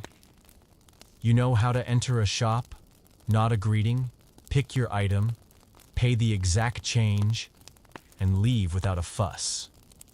You know which days to bring an umbrella, even if the sky looks like spring. And most importantly, you've learned how to survive quietly, not loudly, not in a blaze of glory, but day by day, piece by piece, you've learned the rhythm of this city. You've even started to notice the newcomers, a young man in an oversized coat fumbling with a map folded incorrectly, a girl squinting at the pricing board. You don't laugh, you understand. You were them once, and if they ask for directions, you show them. No fuss, no showing off. Just the calm guidance of someone who's been lost before. At the print shop, you now have a regular spot.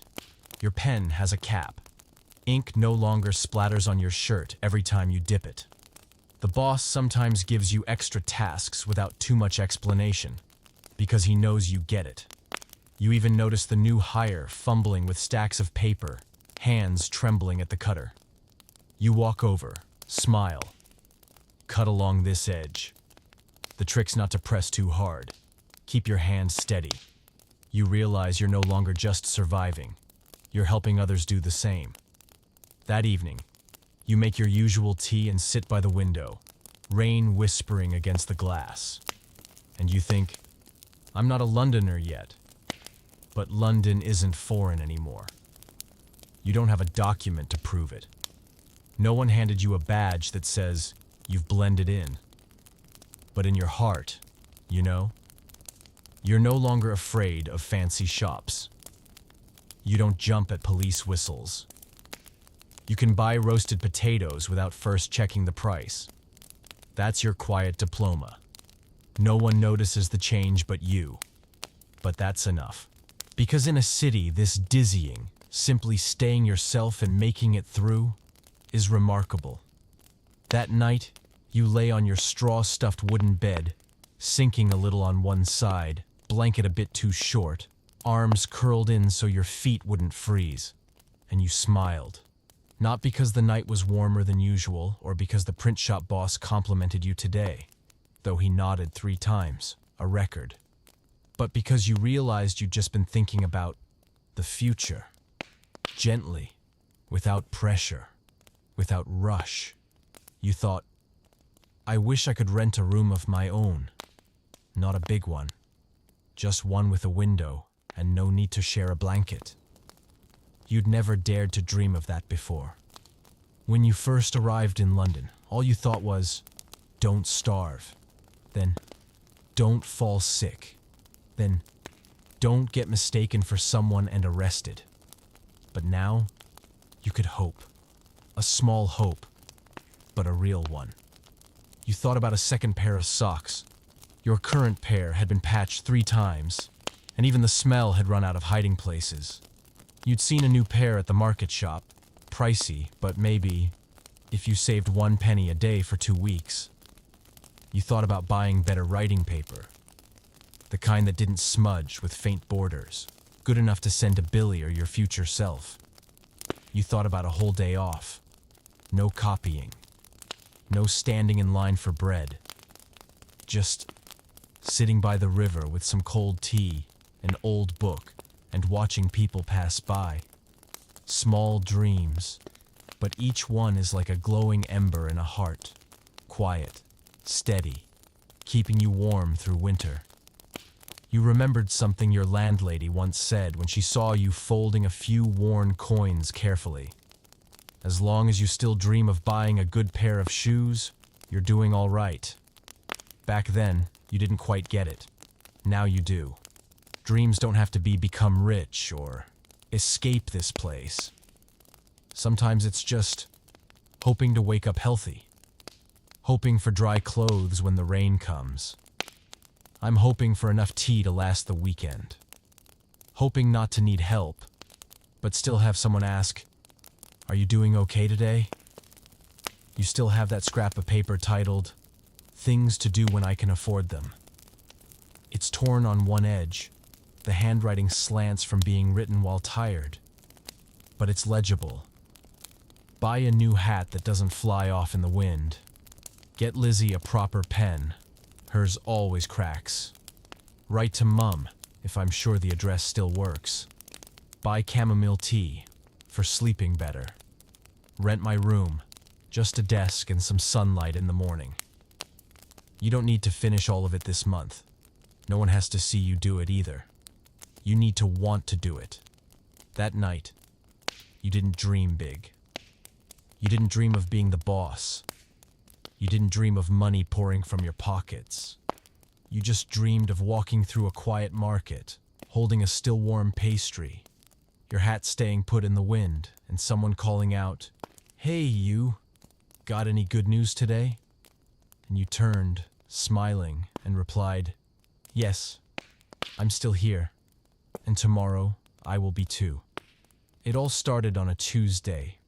You remember clearly because you'd just gotten paid, happily dreaming of buying a new pair of socks. Then the rain came. Not a storm. It's not even heavy. Just the kind of rain that says, "I won't scare you, but I will get you wet. Slowly. Inescapably. Small drops. Steady. Cold. No thunder. No wind. Just water. Relentless. All day. Then the next. And the next after that. You walked to work, coat soaking through in layers. The shoes you'd patched up couldn't survive 3 days of puddles. Your socks stayed damp no matter how close you hung them to the shared fireplace. And your hair began to collapse like a wet floor mop. At the print shop, the ink dried more slowly. Paper curled at the corners. The boss seemed more irritable than usual. Or maybe his droopy beard made him look that way. You developed a nighttime routine. Fold whatever clothes were dry with care. Keep the damp ones hanging. And you picked up a trick from Lizzie. Fold a rag inside your hat. Wear it like that. Keeps your head warm and soaks up the moisture. You tried it. Not the prettiest look. But your head was drier. A small victory. You also discovered accidental shelters. The awning outside the bakery, the fence around the abandoned school, and even the stairwell behind the print shop smelled like ink but dry. You learned to walk in puddle dodge mode. No full heel strikes, just the balls of your feet, short steps, and no tugging of your coat. And you never ran.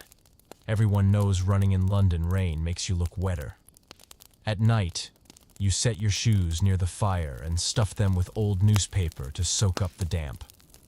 That trick came from the older man downstairs. He was a postman for 20 years, even delivered by boat when streets flooded. He once told you, rain doesn't kill you, but dampness kills the spirit. You nodded, smiling, still blowing warm breath into your socks to take the chill off before putting them on. But then came a morning when you woke up, and yes, it was still raining. And yet, you didn't feel tired anymore. Not frustrated, just used to it. You dressed quickly, lifted your hat, wrapped your scarf tighter, and stepped out like it was sunny. No one looked at you like you were brave because everyone else was doing the same. You sat in a musty tea house, sipping warm tea while watching droplets trail slowly down the window pane, and thought, maybe I'm getting used to this damp. You stopped looking for dry places. You started looking for warm enough, not perfectly dry. Just enough so your hands didn't shake, your toes didn't go numb, and your mood didn't sink. And then you noticed, in the rain, people softened. Everyone moved slower. Everyone needed each other just a little more. A stranger shared their awning with you. An older woman handed you a warm, currant bun wrapped in paper. And you started carrying an extra scarf in your bag just in case someone nearby was shivering. Rainy London felt like a different version of itself. Quieter, introspective, demanding you slow down to stay afloat. You stopped hoping for clear skies. You just hoped that by tomorrow morning your socks would be dry enough to wear to work. You wake up with your throat feeling like it's been glued shut, your head pounding like two carpenters are working overtime inside, and your legs have no intention of getting out of bed. No doctor is needed. No diagnosis. You know it clearly. Your body has officially gone on strike. It's not just the weather. It's not just that you spent too long in the rain yesterday. Maybe it's just accumulation of sleepless nights, of cold pastries eaten in the wind, of socks that never quite dried. You lie still, pulling the blanket up to your nose, even though it smells like fireplace smoke and feels like it survived a winter from Queen Anne's reign. Usually you'd be at work by now, but this morning, just turning your head makes the room tilt sideways. You think, I'll take the day off. Then you remember, no work means no pay. You grit your teeth, sit up, and lie back down. Sometimes, your body wins, and maybe you should let it. You force yourself up to boil a small kettle. With every step, the wooden floor creaks like it's protesting your decision not to rest properly. There's one dry slice of ginger and a few mysterious root bits in your ginger tea pouch you can't remember adding. But you brew it anyway, inhale the light warmth, and sip it like a miracle cure. You don't have anyone to care for you. Billy moved out. Lizzie's working extra hours. The older man downstairs is out of town. And the landlady, well, they say she only checks in if someone coughs nonstop for 3 days straight. You take care of yourself. You wipe your face with a damp cloth, crack the window just a bit to let in fresh air, flip through old letters to pass the time, then drift in and out of sleep in whatever position your body falls into. By noon, you shuffle to the door and step outside. Not far, just to your usual bakery. The vendor sees your pale face and says, "Go on home, lad. Here, take this raisin bun. Pay me later." You nod, mutter thanks, and retreat like a cat that's just been pitied. But the warm bun in your hand feels more potent than any bottle of mercury tonic at the chemist's. By afternoon, the sky turns ash gray. You lie back down, nibble slowly, sip warm water, and just be. You're not trying to be part of the city for the first time in weeks. You're just you, tired, fragile, but recovering. That evening, there's a gentle knock. It's the girl from the room next door. She leaves a small bundle, some lemon slices, salt, and a scrap of paper with handwriting. Mix with warm water. Breathe deep. You'll feel better tomorrow. You smile. No words are needed. No one expects a grand thank you. In London, small kindnesses are quietly understood, and they show up exactly when you need them most. You go to bed early. Not because you ran out of things to do, but because you allowed yourself to rest today. Without guilt. Without feeling weak. You know, even the sturdiest bridge needs to be closed sometimes, just to be repainted. Tomorrow morning your throat might still hurt. You may still only manage toast and tea. But you'll get up, brew your drink, reread a letter, and know, I'm still here. And I can still smile, just a little. You wake up early, not because anyone calls you, nor because the wind whistles through the cracks in the door. It's just that after a day of being sick, your body suddenly feels lighter. Not completely well, but no longer glued to the bed like the past few mornings. You sit up, pull the thin blanket over your shoulders, and crack open the window. And you freeze. London is silent. No vendors calling. No wheels rattling. No screeching carts turning a corner. Just a soft gray light like recycled paper. The familiar damp smell. And the breath of a city still half asleep. You've never gone out this early. You're usually bargaining for 5 more minutes of sleep at this hour. But today, you decide to step outside.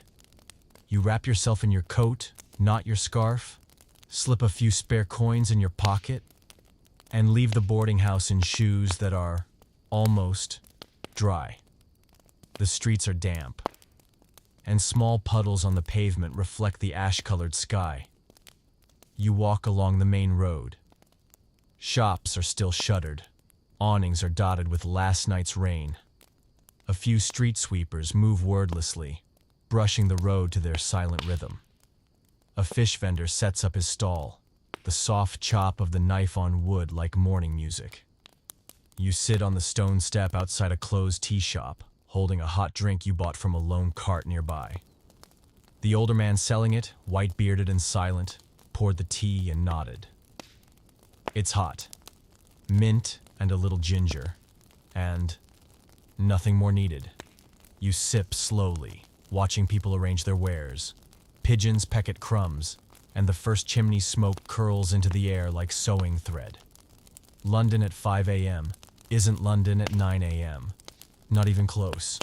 No rushing, no shouting, no jostling.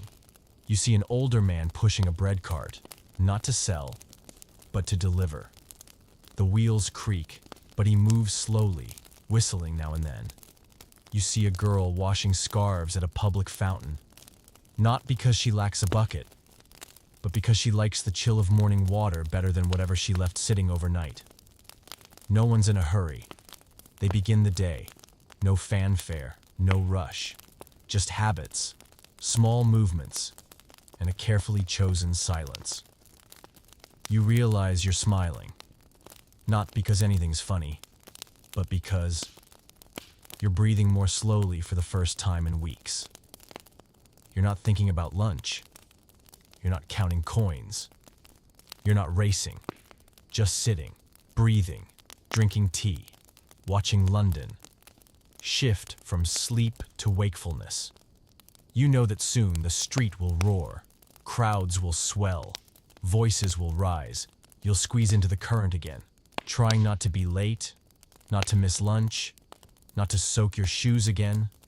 But for now, you're on pause, as if the whole city gives you 5 extra minutes. 5 quiet minutes. Just enough to remember why you're still here. Not because you're the best, not because you have nowhere else to go, but because you've started to learn. Surviving this place isn't just about strong feet. It's about a heart that knows when it's okay to be still. You're walking home along the street when you notice something odd, not loud, not obvious, but just enough to make you stop. The oil lamps are hung a little higher than usual, their light spilling down onto the pavement like a soft ribbon of gold. A red ribbon is tied above the bakery door, and the baker himself is smiling. You're surprised, not because the shop is decorated, but because the baker, the same man who once scolded a stray cat for breathing near his door, is now handing out raisin buns to children.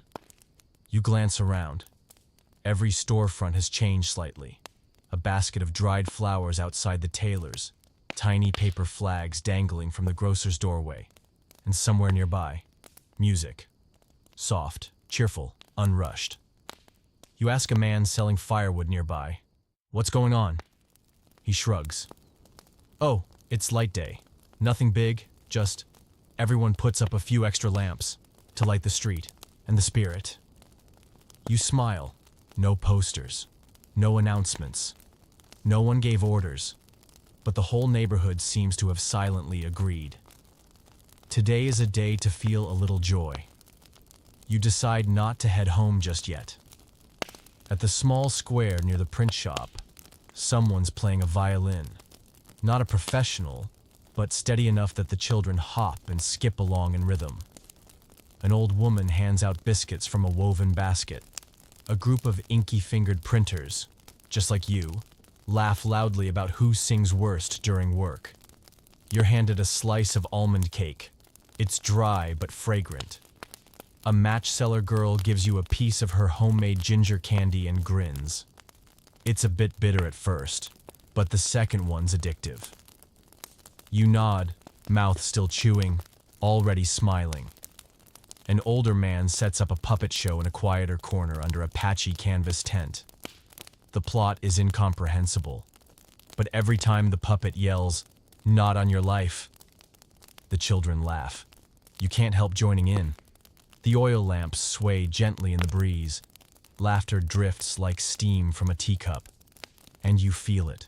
London, cold and damp as ever, still knows how to be soft in its secret way. No one boasts, "I'm happy." No one shouts, "We're celebrating." But every small gesture says it for them. A man brings warm bread to the street sweepers. A red-nosed boy presses a crumbly biscuit into your palm.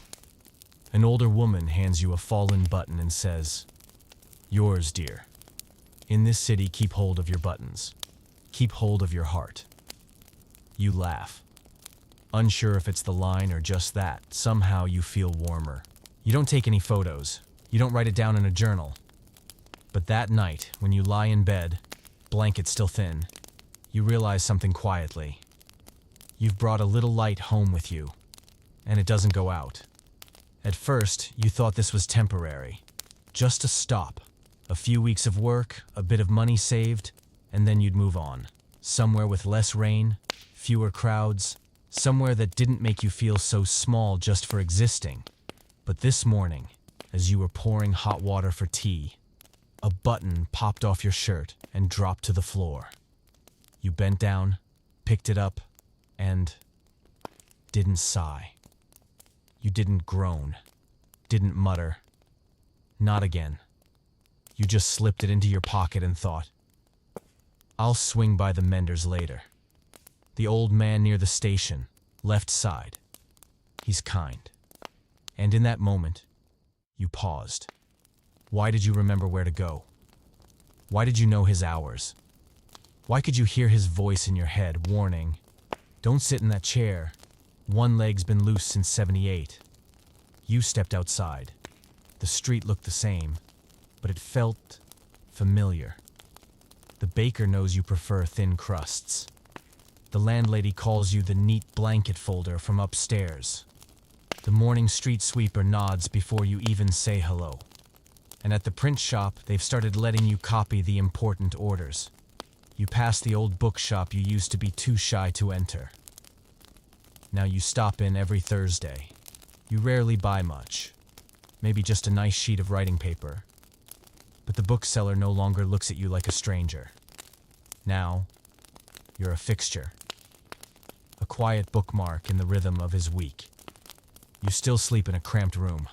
Still, share the fireplace. Still, scrub your laundry in cold water. But you do it now, without resistance. You remember that rainy night you were sick, boiling ginger water in a cracked pot. Back then, you thought, just survive this week, then I'll leave. Now you still make ginger tea, but not to survive, to settle, to keep pace. And then it happens. That tiny, ordinary moment that makes everything click. A newcomer joins the print shop. Shoulders are hunched, hands trembling as they accept a stack of paper. And you are the one who says, "It's okay." Everyone shakes a little at first. You, the same person who once feared every raindrop, every yell, every shadowy alley. Now, you are the person who helps others feel less lost. You haven't become a business owner. You don't have your flat. You don't own a wardrobe full of fine clothes. But you do have a hook in the kitchen where your teacup hangs. A nickname from the match seller. The copy boy with the soft smile. A habit of walking across the bridge each evening, just as the water changes color. A small box in your drawer filled with stamps, string, and a folded scrap that reads, "Staying is a kind of courage too." Tonight, you write a letter. Not to complain, not to beg for escape, but to say, "I'm still here, and I think I'll be here a while longer." No fireworks, no applause, just the quiet understanding that you've done something quietly enormous. You've stopped planning how to leave. This morning you opened the window and immediately sensed a change.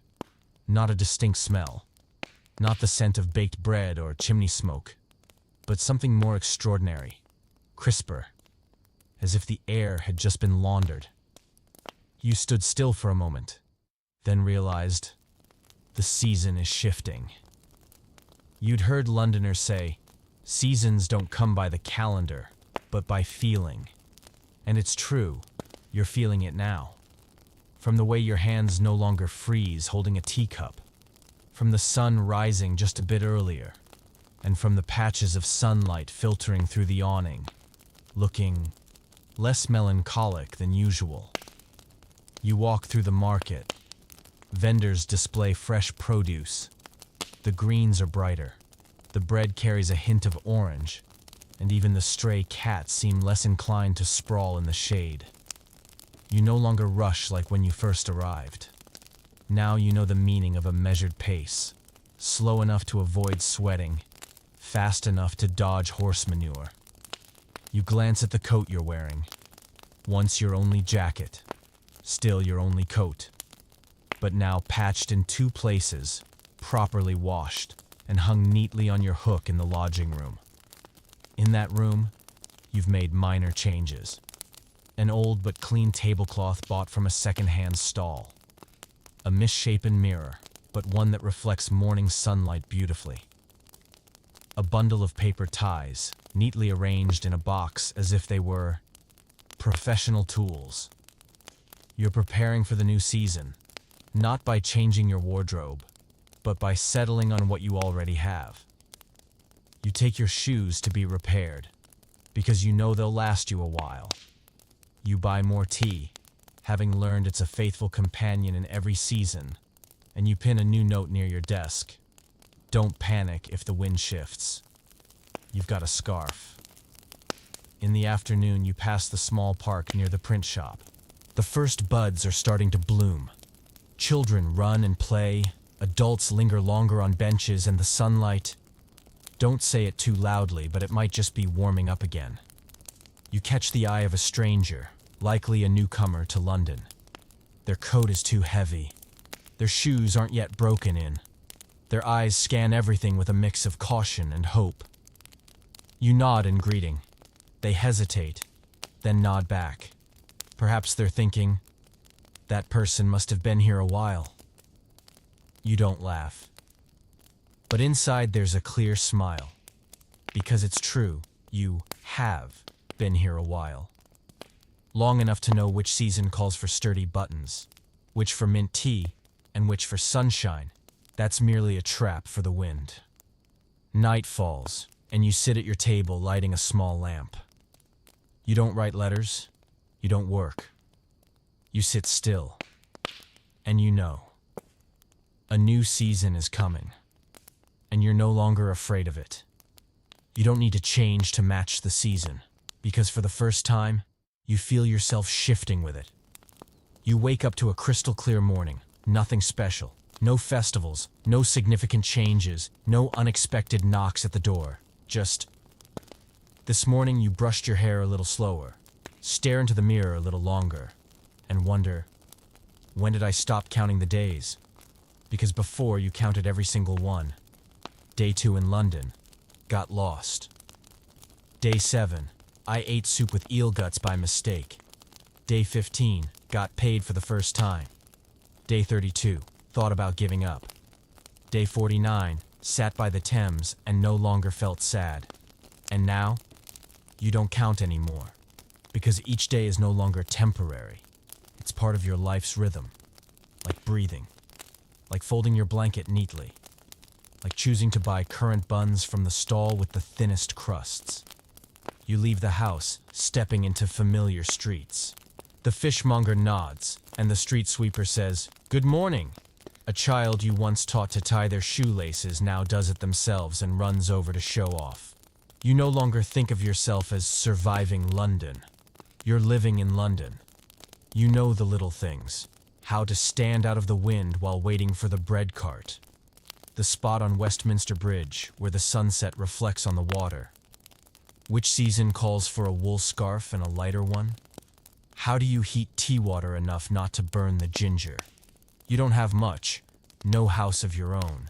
No one calls you sir or madam, but you have a folded piece of paper in your coat pocket, a list of people to write to monthly, a small drawer of keepsakes, old stamps, a loose button, and your first Punch and Judy ticket kept because it was silly but fun.